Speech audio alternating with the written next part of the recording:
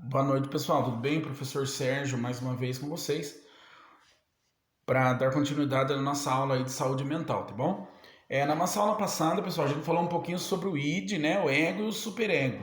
São aqueles três amiguinhos ali que eles brigam dentro da nossa mente para fazer com que a gente tome as nossas escolhas de maneira correta, né? Um não quer saber lá, como eu expliquei, o outro chega lá para tentar apaziguar o negócio e o outro ele usa, né, lá os conceitos culturais do que a gente aprendeu desde criança para poder tentar acertar ali as nossas escolhas, tá bom? Pessoal, a gente vai falar um pouquinho hoje sobre os conflitos, né? Os conflitos ele acontece dentro do nosso ser. Um exemplo, eu posso ter um conflito comigo mesmo por não aceitar, por exemplo, aí eu não aceito que eu gosto mais da cor preta do que da cor azul. Você entendeu? Então pode surgir esse conflito, para não usar aí outros termos, né? Ou às vezes, por exemplo, esse conflito ele pode começar a surgir por eu não aceitar algumas coisas que acontecem comigo ou algumas coisas que eu estou vivendo, né? Esse conflito, pessoal, ele faz surgir os mecanismos de defesa, tá? Um exemplo do mecanismo de defesa é aquele que as pessoas usam contar até 10. Quando eu tô com muita raiva, antes de eu explodir, eu conto até 10. Porém, se a pessoa ele não conseguir buscar uma maneira de resolver aquele conflito, né? Pode ser um conflito pessoal, um conflito interno, uma hora ou outra ele vai explodir e não vai conseguir resolver mais, porque nem todas as vezes que ele, né, bater de frente ali com aquele problema dele, ele vai conseguir resolver contando até 10 ou saindo para fazer uma caminhada ou, né, qualquer coisa que ele use como mecanismo de defesa. Tá? Por isso ele tem que tentar resolver o problema da melhor forma possível. Um dos exemplos, pessoal, de conflitos que podem acontecer conosco na área da saúde é quando você está trabalhando com uma pessoa que ele fala alguma coisa e você não gosta, porém você tenta ficar quieto, né? Você pensa, mas vai acontecer uma hora ou outra que você vai acabar perdendo a paciência com ele. Né? Então, assim, é melhor tentar resolver isso antes que aconteça algum outro problema, né? Deve-se utilizar os mecanismos de defesa, que ele não é nem patológico e nem é benéfico também à saúde, né? Então, assim, ele é bom que seja usado de vez em quando, porém, o melhor remédio é você tentar resolver esses conflitos internos ou externos que possa surgir aí em você, ou seja, nos nossos pacientes também, né? Nas pessoas que a gente vai auxiliar aí nos tratamentos.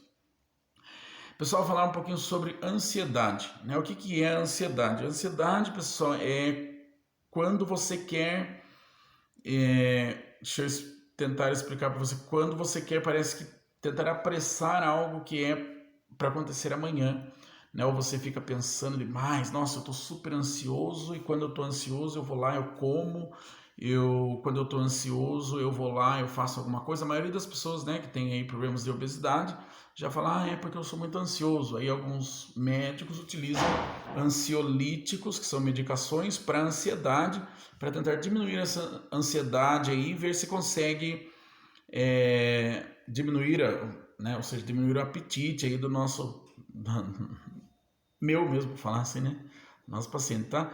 Então assim, pessoal, todos nós sofremos de ansiedade pelo menos uma vez na vida. Tem gente que fala assim, não, eu não sou ansioso. Para mim, tanto faz se a água corre para baixo ou se corre para cima, tanto faz, né? Porém, uma hora ou outra ele vai sim sofrer de ansiedade. Exemplo, imagine só uma pessoa que ele não ser ansioso quando ele estiver esperando para ter um bebê, né? O primeiro filho dele.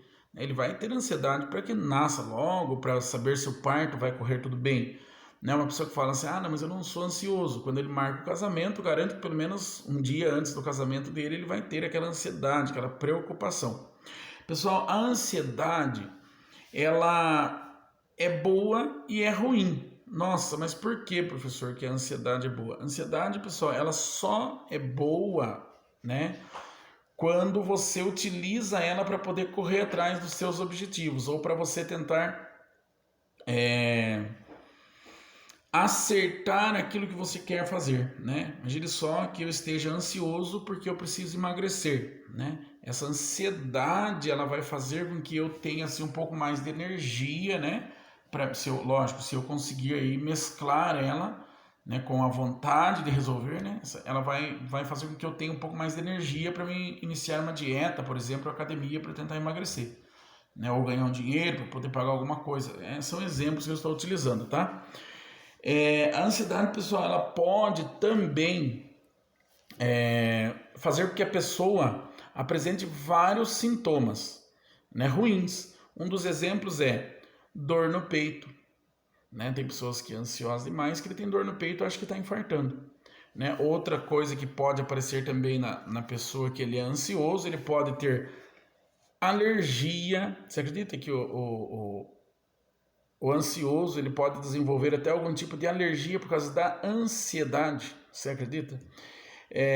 A pessoa pode ter também, pessoal, dores musculares, cefaleia, boca seca, tá? Ele pode ter dores dores de estômago, né? Dores no tórax, né? Pode ter tontura, né? Então assim, ele pode apresentar vários sintomas, né? Por causa daquela ansiedade que ele se encontra, daquele quadro de ansiedade, tá? O que a gente deve fazer, pessoal, para poder auxiliar aí os nossos pacientes ansiosos, né?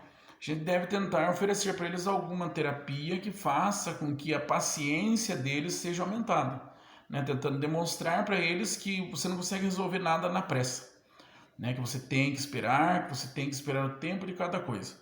Pessoal, falando um pouquinho de crise, né? Quando a gente ouve falar em crise, a gente já imagina coisas ruins, né? Porque o país está passando por crise, a área da saúde está em crise, a escola está em crise, meu casamento está em crise, né? A minha vida financeira está em crise. Então, assim, você começa a associar muitas coisas ruins, tá? Porém, na saúde mental, pessoal, a crise, né? Ela também vem ser uma coisa ruim, mas que pode levar a uma coisa boa, né?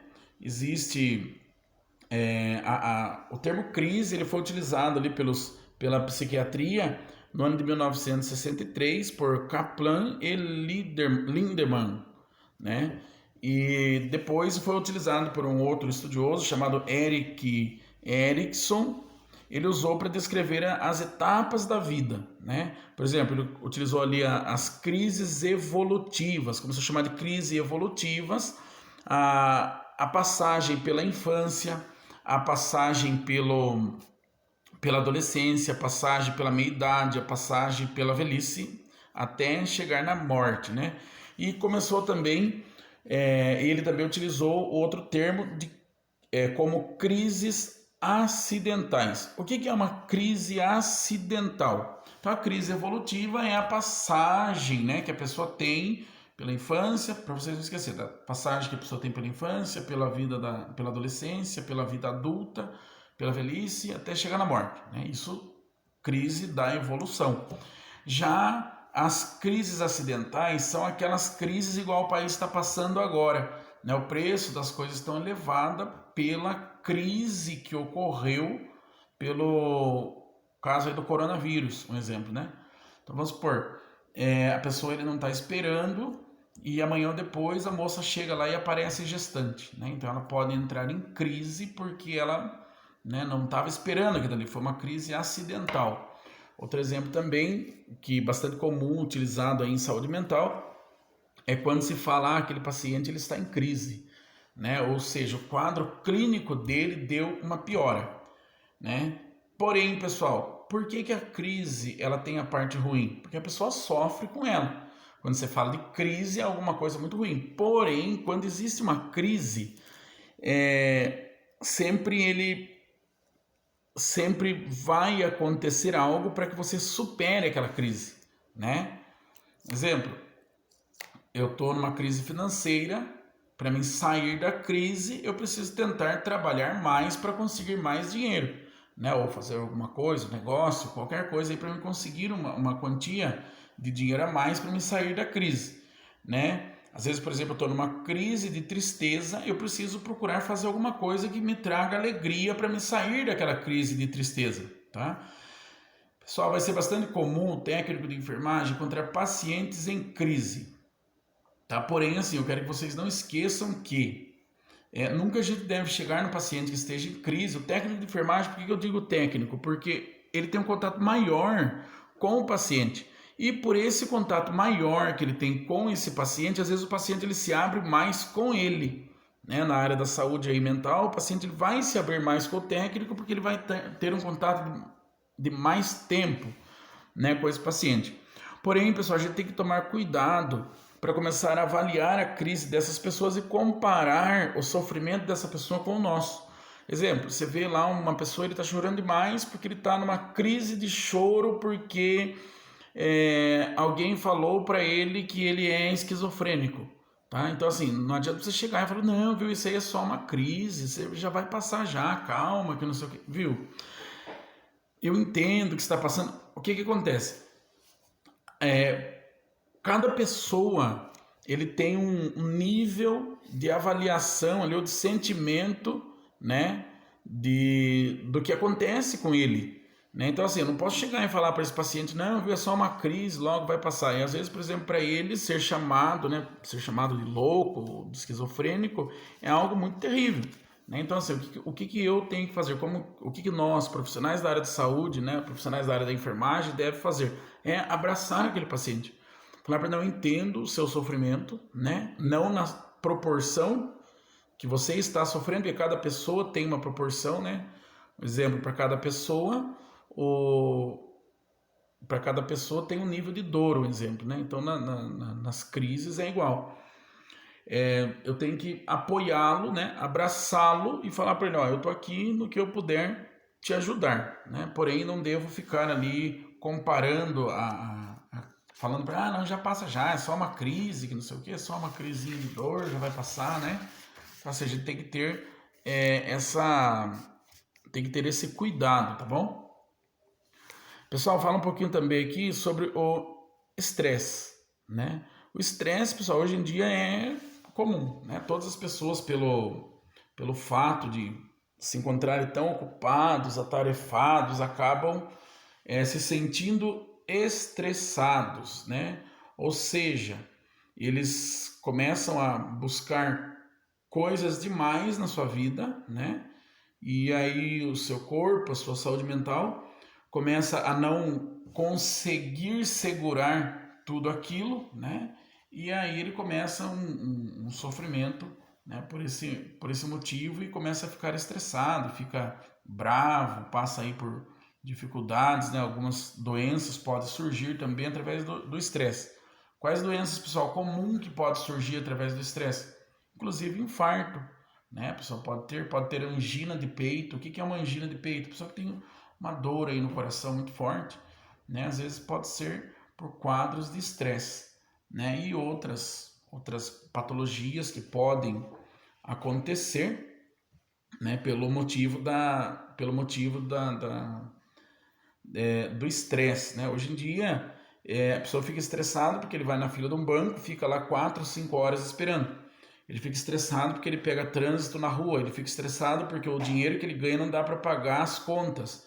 Ele fica estressado porque ele chega na casa e a mulher está reclamando de alguma coisa. Ele fica estressado porque as crianças estão chorando e pedindo atenção.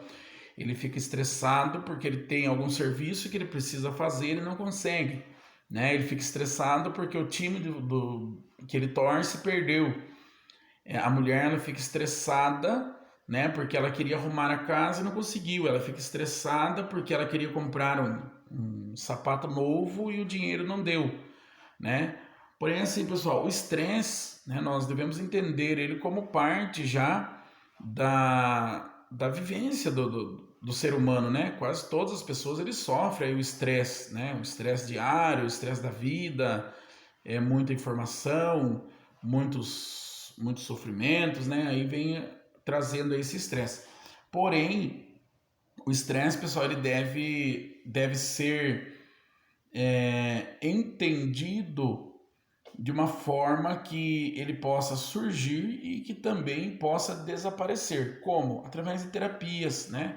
através da aderência ao tratamento que a pessoa às vezes busca para estresse, né? Através de meditação ou, né, alguma coisa aí que ele faça para poder diminuir esse estresse dele. O mais importante, pessoal, é a pessoa entender, né? Não, eu estou desse jeito porque eu estou estressado hoje. O que eu posso fazer para me melhorar? Ah, eu posso fazer uma caminhada, vou fazer academia, né? Vou ler um livro, né? O importante, pessoal, é a gente não descontar o nosso estresse em outras pessoas, né? Você viu, às vezes, por exemplo, quando alguém fala alguma coisa pra gente, a gente fala, tá estressadinho hoje, né? A pessoa tá bravo, né? E vem fala alguma coisa pra gente fala, tá estressado, e às vezes a pessoa nem tá estressada nada, às vezes a pessoa ele tá apenas demonstrando ali o que deve, né, ser feito, porém a gente já ficou meio que cultural associar ali aquela braveza ou alguma coisa por estresse, né? Então a gente deve saber que todos, né, passam por esse problema, e o estresse demais ele pode levar a adoecimento mental, né? Então assim, a gente tem que tomar cuidado nessa parte aí, até mesmo para atender os nossos pacientes. Às vezes a gente começa a trabalhar demais, começa a se sobrecarregar, né? Ou tenta, por exemplo, resolver o problema de todo mundo e acaba ficando estressado porque não consegue, né? E começa a meio que descontar em outras pessoas que às vezes nem tem nada a ver com o peixe, como muitos dizem, né? Então, assim, vamos tentar, pessoal, no nosso trabalho, nos nossos estágios, né? Tentar diminuir aí o estresse, tentar diminuir nossa ansiedade, né? Tentar diminuir né, as crises aí, né? As crises acidentais, tá? Sempre procurando pensar como eu devo tratar o meu próximo, né? Ou seja, eu devo tratar meu próximo, meu paciente, né? Mesmo que seja um paciente de saúde mental, como eu gostaria de ser tratado, como eu gostaria que tratasse meu pai ou a minha mãe, tá? Pessoal, 3 questões para vocês enviarem para mim, por gentileza. Questão número 1, fale um pouco sobre ansiedade. Questão número 3. Questão número 2. Você vê, eu tô viajando, né? Questão número 2.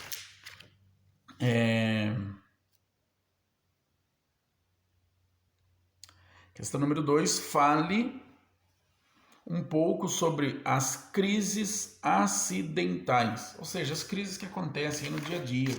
Igual eu já usei alguns exemplos, tá? E questão número 3. Fale como o técnico de enfermagem pode fazer para diminuir o estresse do seu trabalho, tá bom?